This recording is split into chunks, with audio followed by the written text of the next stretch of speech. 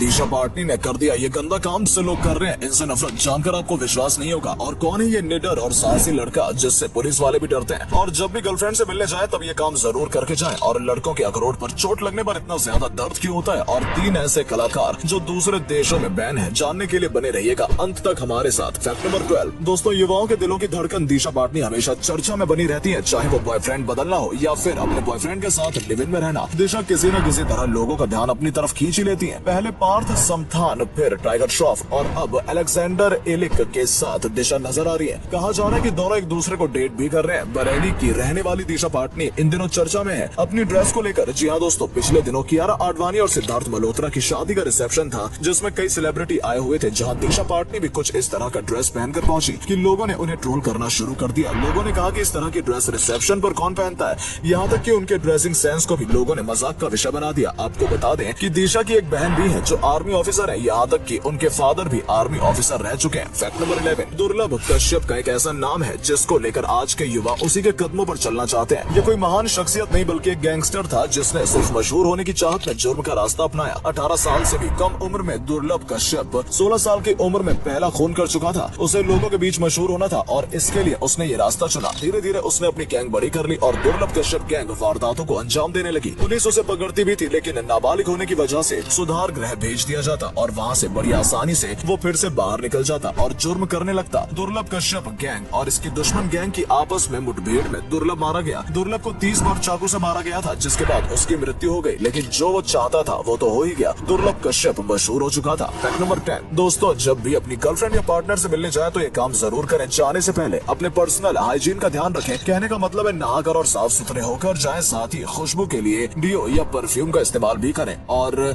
Oral hygiene का भी ध्यान रखें। पान तंबाकू या गुटखा खाकर ना जाए बल्कि ब्रश करके और अपने मुंह को साफ करके जाएं, जिससे किसी तरह की बदबू या गंध आपके मुंह से न आ रही हो। इसके अलावा भी आप माउथ फ्रेशनर का इस्तेमाल कर सकते हैं जिससे कि आपके मुंह से भी खुशबू आए। ऐसा करने से आपके पार्टनर न सिर्फ इम्प्रेस होंगे बल्कि आपसे बहुत खुश भी होंगे। फैक्ट नंबर 9 दोस्तों, क्या आप जानते हैं सभी देशों की आर्मी रिटायर होने के बाद अपने कुत्तों को जान से मार देती है, लेकिन इंडियन आर्मी ऐसा नहीं करती। ऐसा क्यों, चलिए जानते हैं। दूसरे देशों की आर्मी अपने रिटायर्ड कुत्तों को गोली मार देती है। ऐसा इसलिए क्योंकि ये कुत्ते बहुत ट्रेंड होते हैं। इन्हें बहुत सारी खुफिया जगहों के बारे में भी पता होता है और ये कुत्ते किसी गलत आदमी के हाथ न लग जाए, इसलिए उन कुत्तों को जान से मार दिया जाता है। लेकिन इंडियन आर्मी के द्वारा ऐसा नहीं किया जाता है। इंडियन आर्मी के कुत्तों को रिटायर होने के बाद आर्मी ऑफिसर या जवान अपने घर ले जाते हैं और इन्हें अपने घर पर रखकर पालते हैं, क्योंकि उनके लिए ये कुत्ते किसी परिवार के सदस्य की तरह होते हैं जिन्हें वो मारना नहीं चाहते। फैक्ट नंबर 8 दोस्तों, अक्षय कुमार की पत्नी ट्विंकल खन्ना जब अपने करियर के बुरे दौर से गुजर रही थी, यानी कि जब उनकी सारी फिल्में पिट रही थी, जब एक भी फिल्म हिट नहीं जा रही थी, तब मेला मूवी के दौरान डायरेक्टर ने उनसे राम तेरी गंगा मैली फिल्म के मंदाकिनी के झरने के नीचे नहाने वाले सीन को रिपीट करने के लिए कहा। आपको बता दें मंदाकिनी का ये सीन बहुत कंट्रोवर्शियल सीन था जो कि उस समय के लिए बहुत बड़ी बात थी। तो जब ट्विंकल से ये सीन रिपीट करने के लिए कहा गया कि शायद इससे मूवी हिट हो जाए तो ट्विंकल ने साफ इनकार कर दिया। उन्होंने कहा कि वो ऐसा कोई भी सीन नहीं करेंगी और दूसरी बात उन्होंने कहा कि आप राज कपूर तो है नहीं कि आपके लिए कोई ऐसा सीन किया जाए, और उन्होंने डायरेक्टर को बहुत अच्छे से लताड़ लगाई। फैक्ट नंबर 7 दोस्तों, क्या आपने कभी सोचा है कि टेस्टिकल पर चोट लगती है वो इतने दर्दनाक क्यों होती है? असल में जब भी हमारे शरीर पर चोट लगती है तो उस एरिया में जुड़े नसें हमारे दिमाग में दर्द होने का मैसेज भेजती है। शरीर के दूसरे हिस्सों पर जब चोट लगती है तो इतना दर्द महसूस नहीं होता, लेकिन सबसे ज्यादा सेंसिटिव हिस्से टेस्टिकल पर चोट लगने से बहुत ज्यादा दर्द का अनुभव होता है, क्योंकि ज्यादातर बॉडी पार्ट्स बोन और मसल से बने होते हैं, जिसकी वजह से चोट के इम्पैक्ट को कम कर दिया जाता है। लेकिन टेस्टिकल के साथ ऐसा नहीं होता। वो ना तो किसी हड्डी से जुड़े होते हैं और ना ही शरीर के किसी और मसल से। टेस्टिकल में लगभग 4000 नसें होती हैं और इतनी सारी नसें एक साथ जब चोट का मैसेज दिमाग तक भेजती है तो बहुत ज्यादा दर्द का अनुभव होता है। फैक्ट नंबर 6 बॉलीवुड के शहंशाह अमिताभ बच्चन के बेटे अभिषेक बच्चन को कई मायनों में ट्रोल किया जाता है। हालांकि अभिषेक बच्चन के पास टैलेंट की कोई कमी नहीं है और वो अपनी फिल्में 10वीं और गुरु से प्रूव कर चुके हैं। इंडस्ट्री में और भी ऐसे कई कलाकारों के बच्चे हैं जो इंडस्ट्री में आने के बाद भी कुछ भी नहीं कर पाए और फ्लॉप साबित हुए, जैसे कि यश चोपड़ा के बेटे उदय चोपड़ा, जितेंद्र के बेटे तुषार कपूर, मिथुन के बेटे मिमो, जिन्हें कोई ठीक से जानता तक नहीं है, लेकिन उन्हें कोई कुछ कहता नहीं बल्कि सब अभिषेक बच्चन के पीछे पड़े रहते हैं। माना कि उनकी कुछ फिल्में फ्लॉप हुई हैं, लेकिन उन्होंने ये भी साबित किया है कि टैलेंट उनके अंदर है और सिर्फ पिता के नाम का इस्तेमाल करके वो आगे नहीं बढ़े। हाँ, बात अलग है कि उन्हें ऐश्वर्या राय जैसी बीवी मिली है, शायद इसलिए लोग उनसे चिढ़ते हैं। आपका क्या कहना है कमेंट करके जरूर बताइएगा। फैक्ट नंबर 5 दोस्तों, बात करेंगे 3 ऐसे सेलिब्रिटी के बारे में जो दूसरी कंट्रीज में बैन है। जस्टिन बीबर ने 2013 में अपने एक लाइव कंसर्ट के दौरान अर्जेंटीना के फ्लैग को पैरों तले कुचल दिया था और उसे पैरों से फेंककर फ्लैग का अपमान किया था। इसके बाद उन्हें एक वार्निंग देकर अर्जेंटीना में हमेशा के लिए बैन कर दिया गया। सनी देओल देशभक्ति से भरपूर फिल्में करते हैं, जैसे कि बॉर्डर टू, हीरो, गदर, इंडियन आदि, जिसमें सनी देओल ने पाकिस्तान के खिलाफ एक्शन या नारेबाजी की है, जो कि एक फिल्म का हिस्सा था और यही बात पाकिस्तान को अच्छी नहीं लगी और सनी देओल को पाकिस्तान में बैन कर दिया गया। कैटी पेरी ने 2015 में ताइवान में एक कॉन्सर्ट किया था जिसमें उन्होंने पीले कलर की सनफ्लावर वाली ड्रेस पहनी थी, लेकिन उन्हें ये नहीं पता था कि सनफ्लावर वही फूल है जिसका इस्तेमाल चाइना में प्रोटेस्ट करने वाले लोग करते हैं और इसी के चलते उन्हें चाइना में बैन कर दिया गया। फैक्ट नंबर 4, क्या आपने भी देखा है एयर होस्टेस हमेशा एक छोटा सा बैग लेकर चलती है? आखिर इस छोटे से बैग में होता क्या है, चलिए जानते हैं। कैबिन क्रू मेंबर हमेशा अपने साथ एक छोटा सा बैग रखते हैं जिसमें उनके ड्यूटी के दौरान काम में आने वाला सामान होता है, जैसे कि उनके पासपोर्ट, लाइसेंस और थोड़ा बहुत कॉस्मेटिक का सामान।